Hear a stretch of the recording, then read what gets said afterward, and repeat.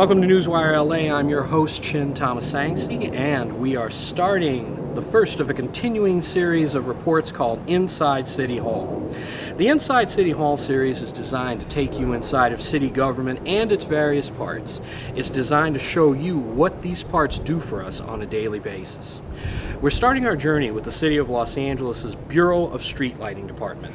Bureau head Ed Ebrahimian is sitting down with us to give us an in-depth interview on what it's like being the man who's charged with keeping 400 square miles of city lit and safe. He's going to give us a look at the street lighting infrastructure that crisscrosses Los Angeles. He's going to let us know the future of street lighting in this city in terms of technology and advancements. He's also going to give us critical information that you can use to get in touch with his department 24 hours a day, 7 days a week. So without further ado, let's go to the Public Works Building in downtown Los Angeles. This is our interview with Ed Ebrahimian. Thank you for joining us, Mr. Ebrahimian. Thank you for taking time out of your schedule to answer our questions. You're welcome. It's my pleasure. All right, I'd like to start off with a little biographical data on who you are. Well, I'm Ed Ebrahimian. I'm the director of Bureau of Street Lighting.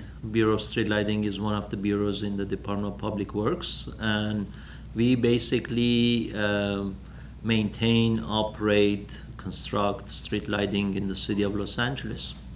Now, one of the things I'm always interested in knowing is, do you have a background in urban planning or street light design? How did you kind of fall into this? Well, I have a background in civil engineering. My degree is in Bachelor of Science in Civil Engineering. And about 25 years ago, I applied for the city, and I did have an interview with the Bureau of Street Lighting. And at that time, I was hired to come on board. And basically, my entire background is the last 25 years that I worked in the Bureau. Now, here in the Bureau of Street Lighting, how many people do you oversee in this particular division? Well, it's actually Bureau. In our Bureau, we have approximately 215 employees. We basically do everything in the Bureau of Street Lighting in-house. We have our own engineers who do the design. We have our maintenance and repair crews where we repair streetlights throughout the city. We do our own budgeting. We have our own budget personnel. We have our own IT personnel. So all that totals about 215 employees. What's it kind of like getting the concerns of the Bureau of Street Lighting heard? You know, among those concerns that you might hear from transportation, street maintenance, maybe not Department of Water and Power, but the other division, the other bureaus that make up. Yeah, actually, Department of Water and Power is probably the most because we work very closely with the Department of Water and Power. As you know, streetlights need electricity to illuminate, and we basically get that from the Department of Water and Power. And annually, we pay approximately, before our LED program, about $16 million to the Department of Water and Power to keep the street lights on.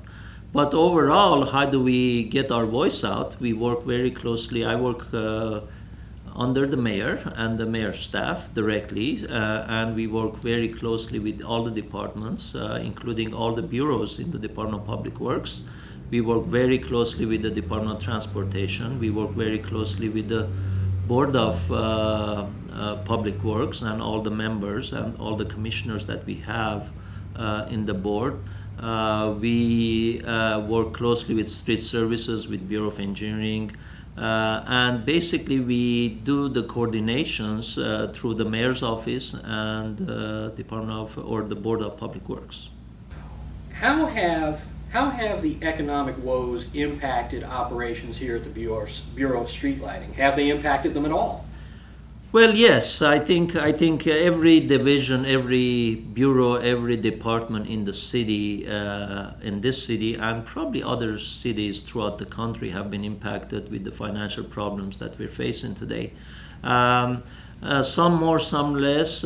Bureau of Street Lighting, we've been fortunate that our funding is coming from Street Lighting Maintenance Assessment Fund. That's a special fund that can only be used for street lighting purposes. So the impact has been less compared to the other departments who are relying heavily on general fund money. But having said that, I just want to share the fact that the city has been reducing workforce, and that has impacted us also. Actually, right now, today, we are carrying about 40 vacancies in the Bureau. The city of Los Angeles is 400 square miles, basically. How many streetlights are within that? Are within your purview? How many streetlights do you guys maintain and operate in the city? Well, city of Los Angeles, we have more than 210,000 streetlights. And we are responsible to maintain all those streetlights in the city. The city, only 2/3 of the city of Los Angeles has lights. So 1/3 of the city of Los Angeles, and that's surprising to a lot of people that I share this information with, doesn't have streetlights, and it's dark at nights. There are some neighborhoods in the city that don't want streetlights. They don't want to light up the night with streetlights. But this was all formed many years ago when initially the city expanded. There was no condition for the developers at that time to install streetlights on the new development projects. And some of those neighborhoods just say, we'll opt out. We don't want any of those streetlights in our neighborhood. Yeah, some neighborhoods even today, when we approach them, they say we don't want, like Brentwood doesn't want streetlights in their neighborhood, part of the Brentwood. Roughly, how many different styles of lights and poles do we have running around this city? Well, roughly, it's very difficult sometimes to give you the exact number, but it's more than 400 different styles of streetlights that we have in the city. Some of them are dating back to early 1920s, 1930s, and most of them were installed after 1950s. But we have more than 400 different styles of streetlights in the city. What is the state of Los Angeles' street lighting grid? Well, as I mentioned earlier, we have some infrastructure that is feeding our streetlights throughout the city that were installed back in 1920s, 1930s, 1940s. We have about approximately 30,000 streetlights in the city that are on high voltage. Those are heavy, high voltage, heavy lines, the old Christmas type street lights, where one light goes out, the whole circuit goes out. So we have about 30,000 that are on older circuits that we are in the process of converting as the funding becomes available. But overall, the street lighting, I guess to give a grade, will be approximately a C grade for the infrastructure in the street lighting. 20 years ago, it was kind of customary for a lot of classic old standards to be taken down and replaced by more modern standards like the davits or just the tin or just the aluminum poles. I'm noticing that the city of Los Angeles is making a wonderful effort to keep a lot of those, or at least put up replicas of those classic old standards. What possessed you guys to do that? Well, I don't know. Maybe it's just a vision that we had when we came on board. I think my approach has always been that some of those older, ornate-looking lights, they basically are part of the fabric of different communities that we have in the city. And frankly, I love them. And if they're standing and they're not a hazard to the citizens, we are going to make them work. Maybe we'll change the guts inside, and we use a newer lamp source, but the looks of it is not going to change. So our approach has been that if something is not falling apart and is standing, we're going to keep it there. And if it's falling, we try to get replicas for them so it looks exactly the same, because again, in my opinion, that's part of the neighborhoods of that we have in the city of Los Angeles. The fabric of Los Angeles. That's correct. Now, the really good part of our segment here is that within the last 3 or 4 years, roughly, the mayor's unveiled a plan, and this is where you'll clear up a lot of the misconceptions, to convert many street lighting systems from their current high-pressure sodium metal halide incandescent to LED. What was the impetus for moving along with such a bold plan? Well, first I would say the mayor's green initiative probably was the driving force here. When the mayor came on board, he wanted to make city of Los Angeles the greenest city in the country. And I think that resonated through all the departments. And we were actually fortunate at the time when the mayor came on board and we came on board that LED technology, which is this green new energy efficient light source, was available for us. Actually, we've been following the LED technology for a while, actually, even before mayor came on board, but the technology wasn't quite here at that time. So basically all this came together with the mayor's green initiative, with our approach to energy efficiency, and we basically worked closely with the Department of Water and Power here in the city, and also Clinton Climate Initiative to put this program together. About 3 years ago, we finalized the program. 2 years ago, 2.5 years ago, we launched the program. And 2 years ago, we started the conversion of the streetlights in the city to LED. Now, is there any logic to the areas that you're converting to LED? I noticed that most major thoroughfares, for the most part, are remaining in their high-pressure sodium or metal halide design, while many neighborhoods are going into the LED. Well, yes. The LED, as I mentioned, was a brand new technology, and frankly, it wasn't available for street lighting purposes 5 years ago. And then slowly the technology grew, and we were able to get street light fixtures to replace lower wattage lights. And that's why at that time when we started, we targeted mostly the residential neighborhoods in the city. And as we go forward, this technology will get to a point where the lighting, the LED fixtures will be available for higher wattage major streets in the city. And even today, slowly they're becoming available. Now, the other thing we did with the LED deployment was that we started covering the high crime areas of the city. And the reason for it was that when we were doing the testing, and we worked very closely with the police department, frankly loves the LED lighting. It has a white light. It has a lot better color rendering than the traditional HPS. And actually it throws the light much more evenly all over the roadway, public right-of-way. So because of those reasons, we targeted the local streets and also the high crime areas of the city. Let me talk about our LED program. Our LED program is to convert 140,000 streetlights in the city. I mentioned earlier we have 210,000 streetlights in the city. So there's about 70,000 streetlights that are not the modern style Cobra heads. When we started the program, the technology wasn't quite there for the decorative fixtures to have the LED light source in there. And even today, a lot of them are not available, but we're following the technology as we speak. And eventually, I'm pretty sure we will add that to our conversion program when we finish the 140,000 conversion. Newswire LA continues its look inside of the Bureau of Street Lighting. So stay tuned and we'll be back after this station break.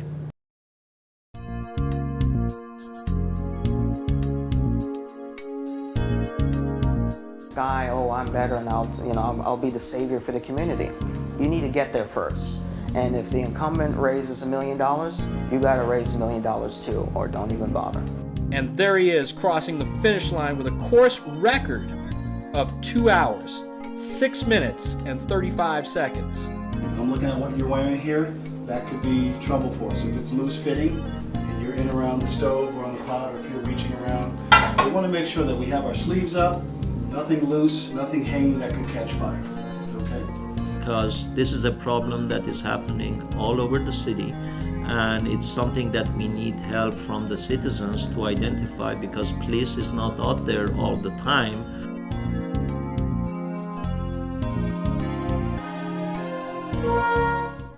Welcome back to Newswire LA, and we continue our coverage of the City of Los Angeles' Bureau of Street Lighting Department. Let's get back to our interview with Bureau Chief Ed Ebrahimian.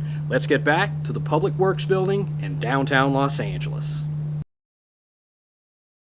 Okay, so neighborhoods like the Hancock Park, Windsor Park, they don't have to worry just yet about their incandescents going anywhere at this point. No, I don't think so, because frankly the technology is not there yet. So right now we are only converting the major or the modern type style streetlights to LED, and we have frankly 3 more years to go working on that project. So how much does a program like this cost the department? Well, the whole program, initially when we put the program together, was at $57 million, and majority of the funding is coming from a loan, energy efficiency loan, that we were able to obtain from the Department of Water and Power, and we are basically paying back the loan with the energy that we are saving on our electricity bills to the Department of Water and Power. The program will pay back the loan. Initially was about 7 years, so now we're looking at maybe 6.5 years. We'll pay back the loan to the Department of Water and Power. And then we can possibly realize approximately $7 million on energy savings that we can use that money to basically convert our older infrastructure that exists in the city. All right. Have you, over the course of doing taking on this particular undertaking, have you spoken with your counterparts around the country who are also doing that, and what are their thoughts? Oh yes, we've been contacted actually with a lot of cities throughout the country. Actually, a lot of cities, municipalities, utility companies throughout the world. There is a lot of interest in all over the world for energy efficiency as we are today. And we have seen some conversions, speaking of the USA, in the Seattle area, they've already started converting some of the lights to LED.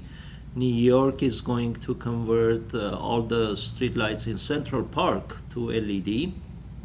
I know there is some other conversions going on in San Diego, if I'm not mistaken, to energy efficient light source, not necessarily LED.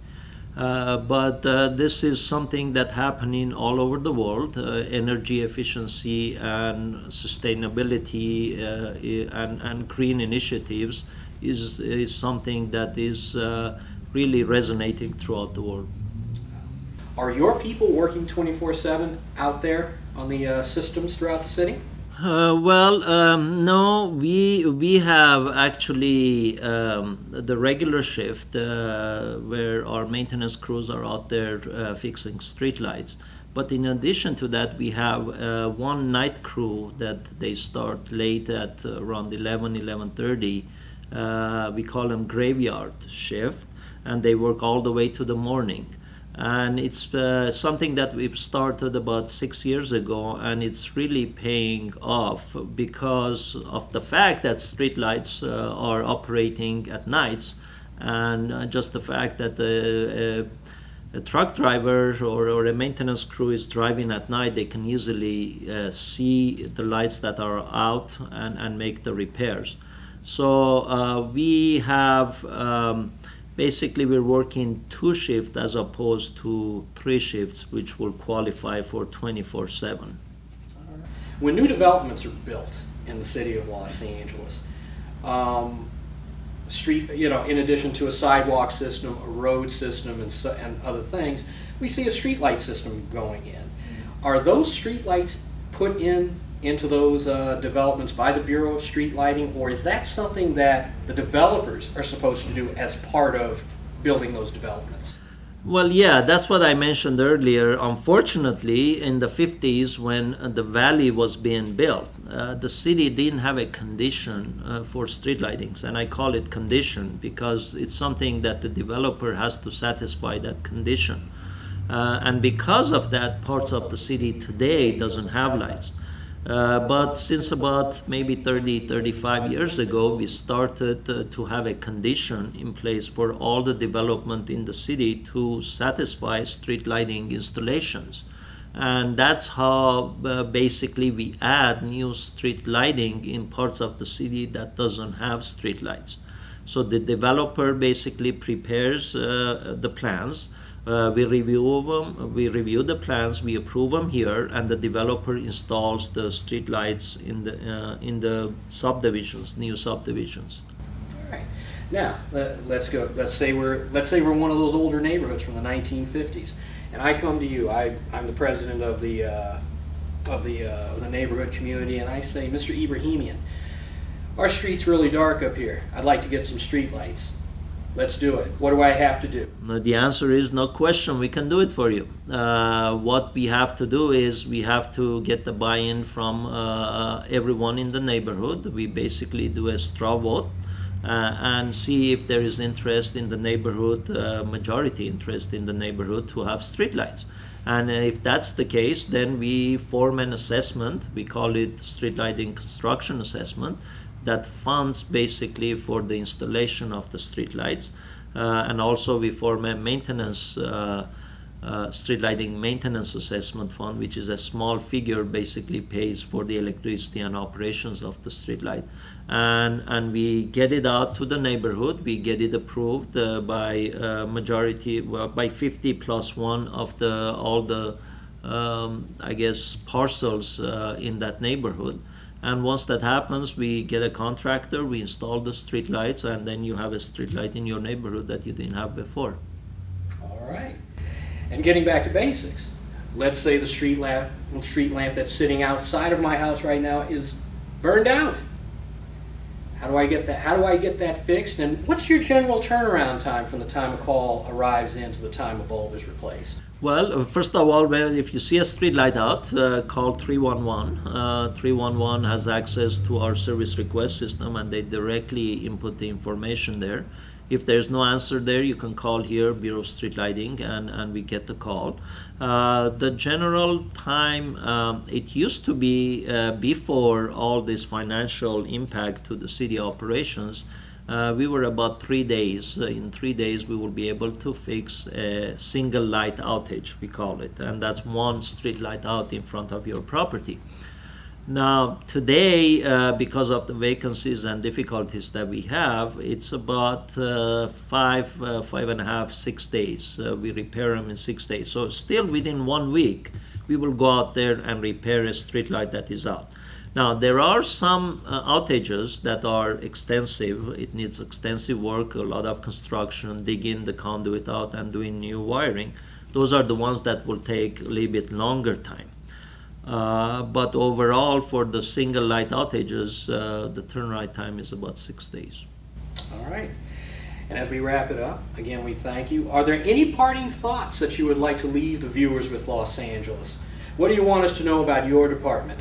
Well, there's one thing that I like to take this opportunity and share with all the viewers is that we are being hit by wire theft in the streetlights in the city of Los Angeles, all over the city. It's isolated in some areas, but once we address one area, it's being moved to the other areas.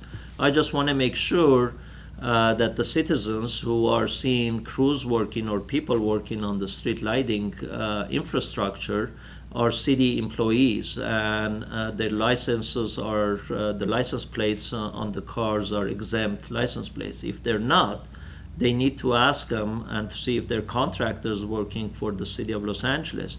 If not, they need to call 911, because this is a problem that is happening all over the city, and it's something that we need help from the citizens to identify, because police is not out there all the time to patrol the street lights or the streets in the city.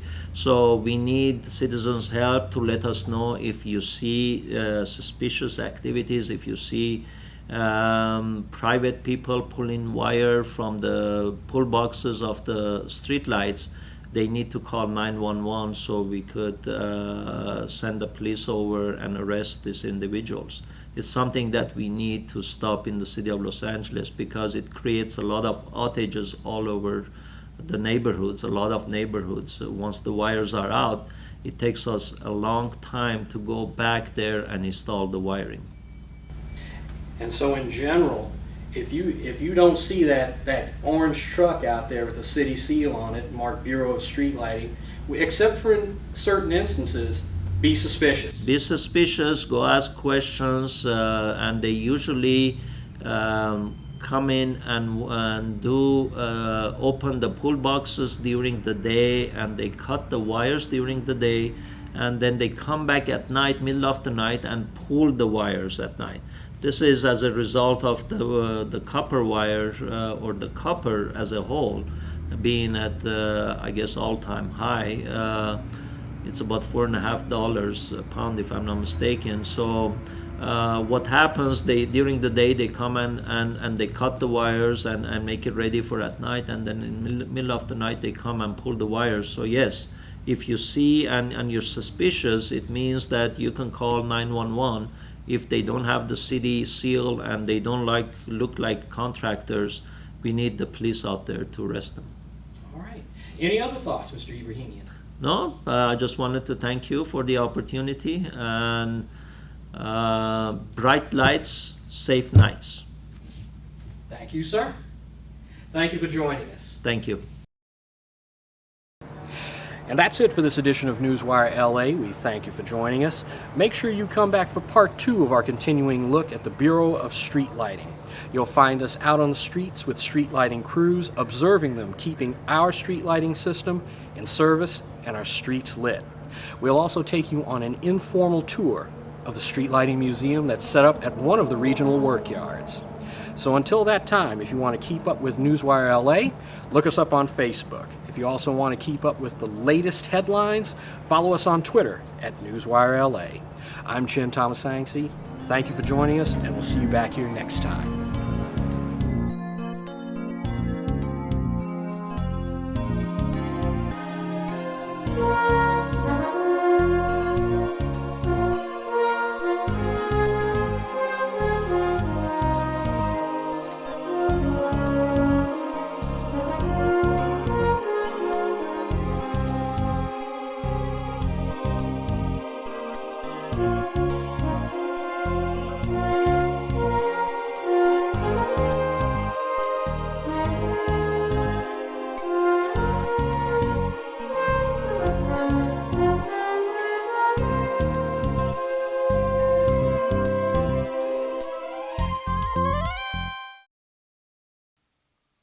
Stay tuned for more news on this Westlake Signal station.